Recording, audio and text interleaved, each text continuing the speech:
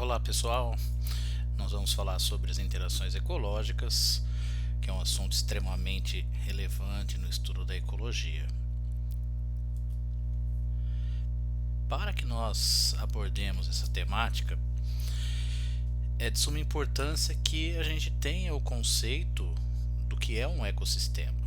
Um ecossistema nada mais é do que a união da porção abiótica com a porção biótica. Abiótico, luz, temperatura, pressão, bióticos são os seres vivos.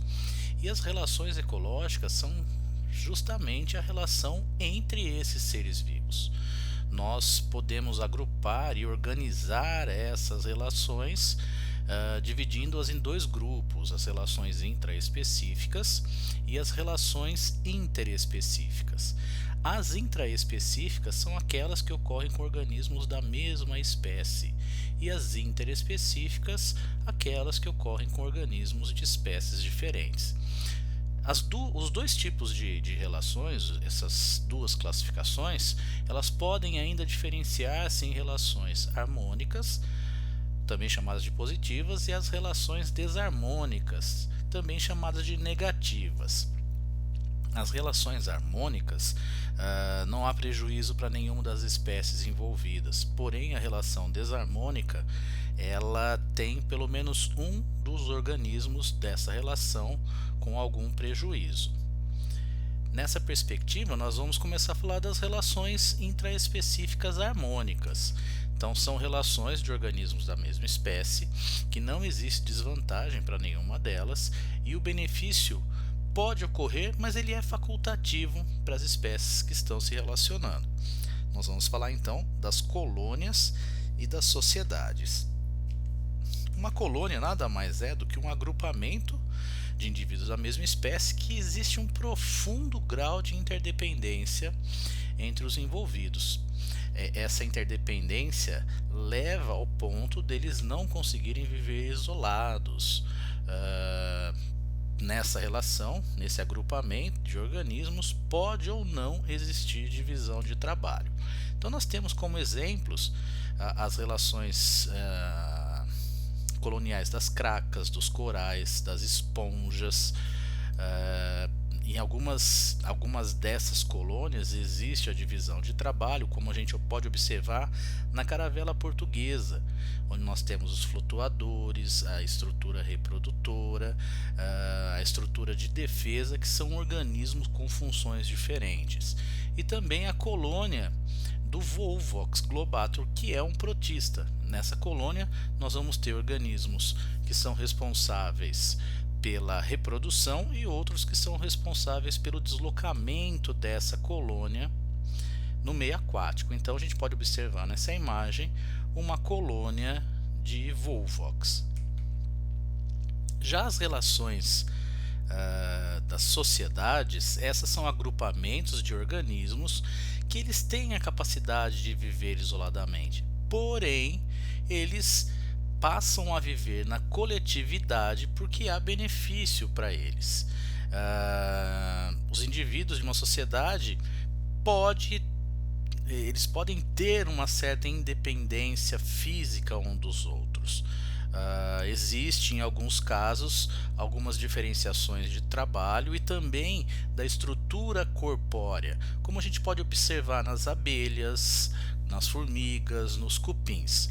Esses insetos que nós chamamos de insetos sociais, eles apresentam uma comunicação geralmente associada à liberação de substâncias químicas que nós chamamos de feromônios. Esses feromônios eles têm uma série de funções como demarcar território, atração sexual, troca de informações entre os organismos, como a localização de alimento ou a presença de algum invasor, e também leva a ter uma organização social. Então aqui a gente observa uma imagem de uma sociedade de abelhas. Já as relações intraespecíficas desarmônicas, geralmente os organismos que têm esse tipo de relação, eles vão ter a concorrência com fatores limitantes de crescimento populacional. Então, fatores ambientais como espaço, alimento, água, algum recurso que interfira no crescimento dessa população.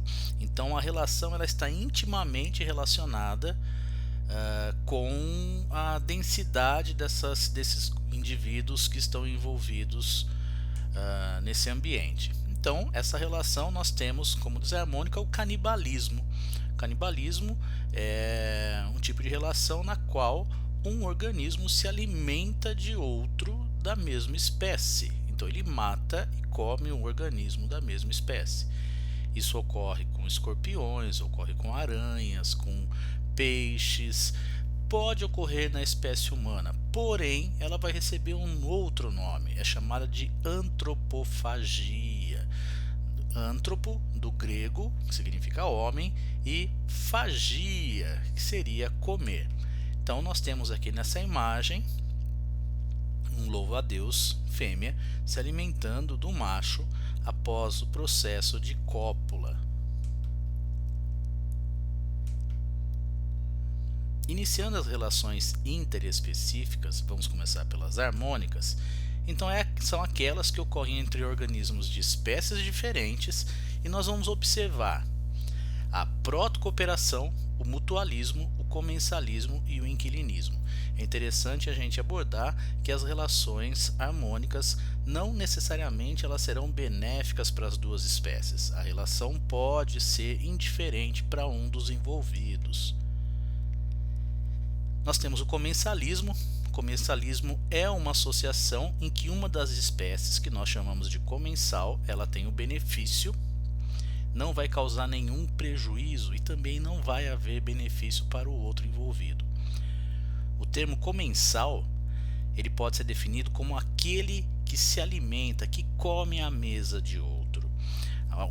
Um dos exemplos mais clássicos que nós temos é a rêmora, que vive junto aos tubarões. Ela se prende por uma ventosa ao corpo do tubarão e após a alimentação desse grande peixe, ela vai se nutrir com os restos, os quais o tubarão não comeu, o que ficou no ambiente. Também temos a Entamoeba coli, que é um protozoário que vive no intestino humano e ele se nutre dos restos do nosso processo de digestão, aquilo que nós não conseguimos absorver. Então a gente pode observar nessa imagem um tubarão com as rêmoras presas ao seu corpo. Temos também o inquilinismo. Então é uma associação entre espécies diferentes em que um se beneficia por se abrigar ou utilizar o corpo de outro organismo como suporte para o seu crescimento. Então é uma associação semelhante ao comensalismo, porém ela não envolve alimento. Então nós temos o exemplo do peixe-agulha e da holotúria, como podemos observar nessa imagem. O peixe-agulha utiliza o corpo da holotúria, ou pepino do mar, como abrigo, se protegendo dos perigos do meio ambiente. Um outro caso também, que nós dizemos que seria um epifitismo, mas não deixa de ser um processo de inquilinismo, é o caso das orquídeas e das bromélias que vivem sobre árvores. Então elas utilizam simplesmente a árvore como um suporte para ter maior disponibilidade luminosa. O mutualismo é uma associação na qual as espécies envolvidas são beneficiadas, porém nós vamos observar que é um tipo de associação em que os organismos passam a ter uma profunda interdependência. Então nós temos, por exemplo, os líquens. Os líquens nada mais são associações de algas unicelulares com fungos. E há uma dependência entre os dois ao ponto dessas estruturas não conseguirem viver sozinhas.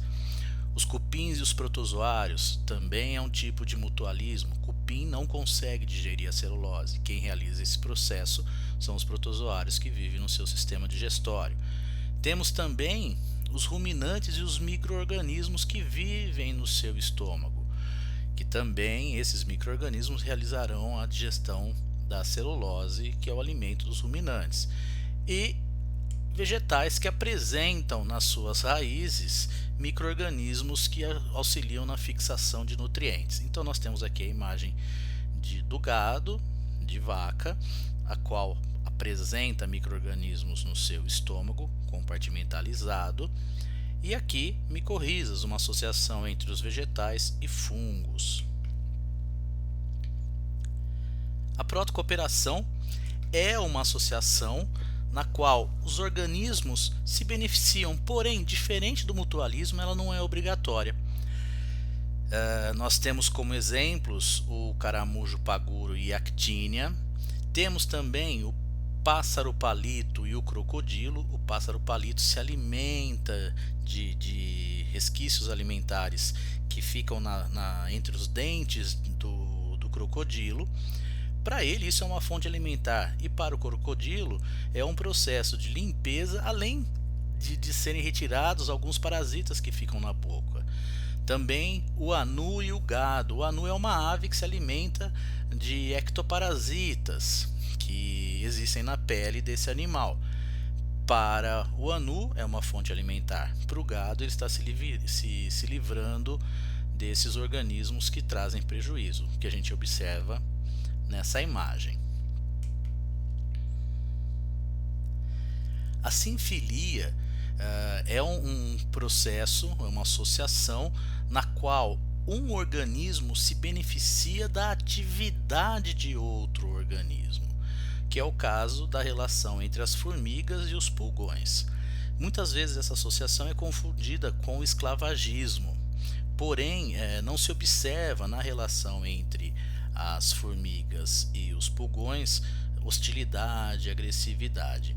O pulgão, ao sugar a seiva de um vegetal, a seiva elaborada, ele vai liberar uma solução açucarada pelo seu intestino, o qual a formiga se alimenta, e a formiga dá proteção aos pulgões no ambiente ali próximo à árvore ou ao vegetal que ele utiliza como fonte nutricional. Então a gente pode observar aqui uma imagem desses organismos, observando a formiga se alimentando da secreção eliminada pelo pulgão. Já as relações interespecíficas desarmônicas são aquelas em que os organismos são de espécies diferentes e eles, por ocuparem nichos ecológicos iguais ou muito semelhantes, apresentam um processo de disputa de algum recurso nesse meio. O recurso não é suficiente para as duas populações, então passa-se a existir uma competição entre eles.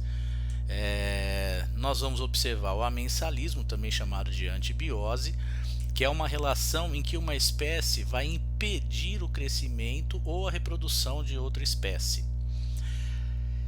Esse controle, esse impedimento do crescimento ou da reprodução, ele é oriundo da liberação de substâncias tóxicas. O exemplo que nós temos que é bem nítido é o Penicillium notatum, que libera um composto, o qual nós denominamos de penicilina, que impede o crescimento de bactérias. A penicilina é um antibiótico extremamente comum. Então a gente pode observar nessa imagem o fungo Penicillium na parte inferior da imagem e o crescimento do Staphylococcus. Se nós observarmos em volta do Penicillium há um halo de inibição, então impediu o crescimento dessas bactérias. Temos o parasitismo, é uma relação desarmônica na qual um organismo se instala no corpo de outro, retirando compostos nutricionais para sua sobrevivência. Isso vai causar um dano que pode ser extremamente grave ou não tão grave, porém o parasita não tem a intenção direta de matar o parasitado? Porque ele acabaria perdendo sua fonte nutricional. Nós vamos ter uma nomenclatura que é importante que a gente saiba. O organismo que tem o parasita nós chamamos de hospedeiro. E nós temos dois tipos de organismos. Temos os endoparasitas, como nós podemos observar nessa imagem, um verme na estrutura intestinal, e um ectoparasita. Nós temos esse organismo que parasita a porção externa sobre a pele, então a gente tem um carrapato. Já o predatismo, o predador é aquele indivíduo que caça e ele vai matar a sua presa. Os predadores no ambiente geralmente eles têm um porte maior, são menos numerosos que as presas, e geralmente a gente exemplifica como organismos carnívoros. As populações de predadores e de presas elas se controlam para manter um equilíbrio no ecossistema. Então, se nós observarmos há uma variação, as curvas elas vão oscilando entre o número de indivíduos de predadores e presas ao longo de um determinado período de tempo. Isso é para que haja um controle populacional. Então nós podemos observar aqui uma águia predando uma raposa. Para o processo de predação, existem várias estratégias. Então uma delas é o mimetismo, em que o organismo apresenta uma forma, uma característica que se assemelha a um outro que é temido ou que apresenta uma peçonha, enfim, um organismo que não é uma presa fácil e ele acaba tendo essa imagem, ou mesmo tendo uma forma ou uma coloração semelhante a um predador. Então nós podemos observar nessa imagem uma lagarta que se assemelha muito ao formato de uma cobra. Isso vai espantar os seus predadores. Já a camuflagem é uma adaptação morfológica em que o organismo passa a ter o padrão do ambiente que ele se encontra. Então ele se camufla nesse ambiente. Então, por exemplo, os organismos que vivem em locais em que apresenta muita neve geralmente têm os pelos brancos. Alguns insetos que se assemelham à coloração das folhas de um vegetal. A ideia é que ele se esconda, ele passe a ter uma coloração harmônica com o ambiente. É o que a gente consegue observar nessa imagem, um organismo entre esses cristais da areia. A estrutura das suas escamas o torna extremamente camuflado. Já o aposematismo, diferente do mimetismo e da camuflagem, ele passa a ter uma coloração que chama a atenção no ambiente. E esse chamar a atenção no ambiente é algo que o torna como se levasse os seus predadores a observá-lo com mais cuidado ainda. A ideia realmente é chamar a atenção. Então essas cores geralmente são cores vivas, marcantes, como vermelho, preto, amarelo, azul, a combinação dessas cores. E essa cor é um alerta para os seus predadores. Isso acaba desestimulando o ataque. Então nós podemos observar na imagem desse anfíbio que ele apresenta o aposematismo. Ele tem uma coloração vermelha e preta, que isso demonstra que ele é perigoso. Então nós temos uma tabela bem simples das relações harmônicas e desarmônicas. Nessa tabela ela foi colocada de um ajuste com um posicionamento diferente. Ela parte das relações, de como se elas são positivas ou negativas, e a partir disso determina se ela é intra ou interespecífico. Qualquer forma, você partindo do tipo de relação, se ela é intra ou interespecífica, e depois colocando se é harmônica ou desarmônica, não tem problema nenhum. Simplesmente é um processo de organização diferente. prosseguimento, nós temos o conceito de sucessão ecológica. O que seria a sucessão ecológica? É um processo que existe de ordenamento da instalação e do desenvolvimento de organismos em uma comunidade. Então nós vamos observar que com a passagem do tempo nós vamos ter o estabelecimento de determinados organismos até que uma comunidade se torne estável. Essas etapas, nós vamos partir de um local desabitado, uma rocha nua, podemos pensar até numa região magmática, numa ilha vulcânica, que ali o conjunto de condições acaba sendo extremamente desfavorável. Então você tem luz direta, altas temperaturas, o solo dificulta a fixação dos vegetais e a água da chuva ela acaba não se fixando porque você não tem um solo com uma grande profundidade. E se ela não se fixa no solo, ela evapora rapidamente. Então essas condições elas permitem a instalação de determinado tipo de organismo. Geralmente são os líquens, que nós chamamos de comunidade pioneira ou ESSESI. Esses organismos apresentam um tipo de atividade metabólica que vai modificando essas condições do ambiente.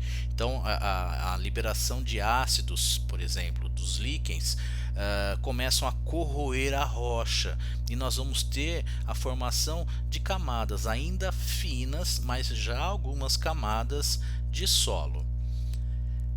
Posteriormente, essa camada de solo formada pela atividade dos líquens começa a ter um enriquecimento do solo com matérias orgânicas. E como agora eu tenho um solo, há também o aumento da umidade, a presença de sais minerais.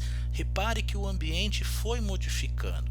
Essas novas condições ambientais permitem a chegada de organismos como as briófitas, que podem agora se instalarem justamente porque o ambiente já tem condições para o seu desenvolvimento. Posteriormente, nós vamos ter a presença de organismos de maior porte, como samambaias, como gramíneas, como pequenos arbustos. Consequentemente, essa mudança ambiental traz consigo animais, pequenos insetos, moluscos, anelídeos que começam a se instalar nesse ambiente. Então nós temos aí um processo de transição. Da etapa pioneira, do início do processo, nós vamos observar que o processo começa a diminuir as suas mudanças de uma forma gradativa até atingir um ponto de equilíbrio. Esse ponto de equilíbrio é o que nós chamamos de comunidade clímax. Então nós teríamos a comunidade pioneira, as comunidades intermediárias, que nós chamamos de séries, e a comunidade clímax. Então nós conseguimos observar nessa imagem um solo nu, os líquens já modificando o solo, permitindo as briófitas, pequenos arbustos. Repare que o solo vai tomando uma dimensão maior, ele passa a ter uma profundidade maior. Então nós começamos com a ESSESI, que é a comunidade pioneira, as séries, que são intermediárias, até atingir uma comunidade clímax, que é a comunidade final. Nessa perspectiva, nós podemos entender que as características de uma comunidade clímax, nós vamos ter um aumento de biomassa, da biodiversidade e também um aumento das espécies. As relações entre os organismos dessa comunidade clímax se tornam mais intrincadas, o que vai permitir que haja uma maior estabilidade. Então nós vamos ter aí teias alimentares extremamente complexas. E essa diversidade de possibilidades tróficas permite que o ambiente se torne mais estável. Se um organismo é retirado, não surge uma grande instabilidade. Comunidades que são mais simples, que existem poucas relações tróficas, elas são mais instáveis, levando a uma possibilidade maior de extinção de um desses grupos. Se nós pensarmos em termos de produtividade, mesmo tendo um aumento de biomassa e a biodiversidade sendo maior, nós vamos observar que existem diferenças em relação à produtividade primária. Produtividade primária é tudo que é produzido de composto orgânico pelos vegetais. Então a produtividade bruta, que é o total de matéria orgânica produzida, em comunidade clímax é muito grande e é a maior das etapas. Porém, a produtividade líquida ela acaba sendo próxima a zero, justamente porque a estrutura produz muito, porém consome muito também no processo de respiração. A própria comunidade consome essa energia. Então, numa comunidade clímax, nós vamos ter uma estabilidade, não vai existir mais expansão. A gente consegue observar isso claramente nesse gráfico. A curva em verde é a produtividade e a curva em rosa, vermelho, ela é a biomassa e também a diversidade das espécies. Com a passagem da ecese, série e clímax, a gente observa que há um aumento de biomassa e de biodiversidade, depois um equilíbrio, atinge um patamar. E a produtividade ela vai caindo com a passagem desses processos. Então a produtividade ela cai, ela vai se igualar, o que se produz praticamente se consome, porém existe uma grande diversidade de espécies e também uma grande biomassa. Para nós finalizarmos essa temática, vamos falar das dinâmicas de populações. Então as populações a gente consegue mensurar alguns dados e a gente consegue mensurar, por exemplo, que o tamanho de uma população ela pode ser avaliada pela sua densidade. Então a densidade ela pode sofrer alterações. Um crescimento, um aumento da densidade vai ser devido aos nascimentos e às imigrações. Então a chegada de organismos e organismos que nascem nesse grupo, nessa população. E a diminuição ela vai ser decorrente das mortes ou da saída de organismos, das emigrações. E é interessante a gente pensar no crescimento, na curva de crescimento, né? O que a gente chama de curva S é a curva de crescimento populacional padrão. A maioria das populações que existem na natureza tem esse crescimento. Como que a gente pode explicar esse crescimento? Nós temos a faixa A, que podemos denominá-la de fase de crescimento. Opa, vamos voltar aqui. A fase de crescimento lento, adaptação da população. A fase B, que é o crescimento exponencial. A fase C, que é a população sujeita aos limites de resistência ambiental. A fase D, que é uma estabilização.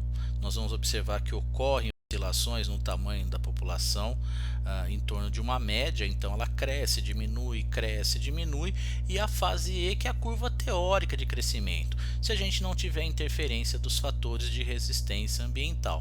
Então a gente consegue observar todos esses momentos nessa curva. Então a fase B de crescimento exponencial, a C, aqui a gente já tem os fatores do ambiente que limitam o crescimento, a D que tem a oscilação e a E que seria um crescimento teórico. A curva J é uma curva que a gente observa em crescimento de algas. Existe um crescimento explosivo, tanto que a gente chama entre as algas de boom algal. Esse crescimento explosivo ele é seguido também de uma queda brusca no número de indivíduos, justamente porque os recursos do ambiente levam, da mesma forma que permitiu um rápido crescimento, a falta desses recursos leva também a uma taxa de mortalidade extremamente alta, o que vai acarretar a extinção da população. Então a gente consegue observar nessa curva como ela cresce de uma forma bem rápida, e o seu formato leva a ser chamado de curva J. Então, fatores que vão regular o crescimento populacional. Nós vamos ter aí fatos como a disponibilidade de espaço, de alimento, clima, a relação predador-presa, se existe parasitismo, a competição, fatores de resistência ambiental do meio, então a água, a pressão, esses fatores são utilizados como fatores que influenciam no crescimento populacional. Olha que interessante, o tamanho populacional acaba atingindo um valor numérico máximo permitido pelo ambiente. Isso nós chamamos de capacidade limite. A gente pode encontrar também na literatura como capacidade de carga. O ambiente suporta um determinado número de organismos em virtude da junção de todos esses fatores limitantes. Então a gente consegue observar nesse gráfico o eixo Y, o número de indivíduos, o eixo X, o tempo. A curva A seria o potencial biótico, então o quanto o organismo consegue se reproduzir, aumentar a sua população no ambiente. A curva B é o crescimento real. E o pontilhado C é a capacidade de suporte, é a capacidade de carga. São os fatores que vão limitar o crescimento. E a área indicada entre a curva A, B e o eixo C vai nos determinar qual é o fator do ambiente nesse tipo de controle. Então, fatores que são dependentes da densidade. Vamos voltar. Esses fatores que são dependentes da densidade são aqueles que impedem o crescimento populacional excessivo. Então, voltamos a colocar aí, isso pode variar de uma população para outra. As disputas por espaço, alimento, parceiro sexual, isso leva a uma diminuição da taxa reprodutiva ou também o aumento da mortalidade. A gente pode colocar também o predatismo e o parasitismo como outros fatores que também podem influenciar no controle populacional, né? Então esse gráfico é um gráfico clássico mostrando a variação do crescimento entre o predador e a presa. Observamos que a presa, indicada pela curva azul, o predador pela curva A, que está aí em rosa. Reparem que elas oscilam, não mantêm uma constância. Então isso é a relação da disponibilidade do alimento, dos recursos no ambiente. Todos esses aspectos vão influenciar para que nós tenhamos esse padrão de curva na relação predador-presa. Então é isso aí, pessoal. Fechamos as interações ecológicas e também os aspectos de sucessão e dinâmica de populações.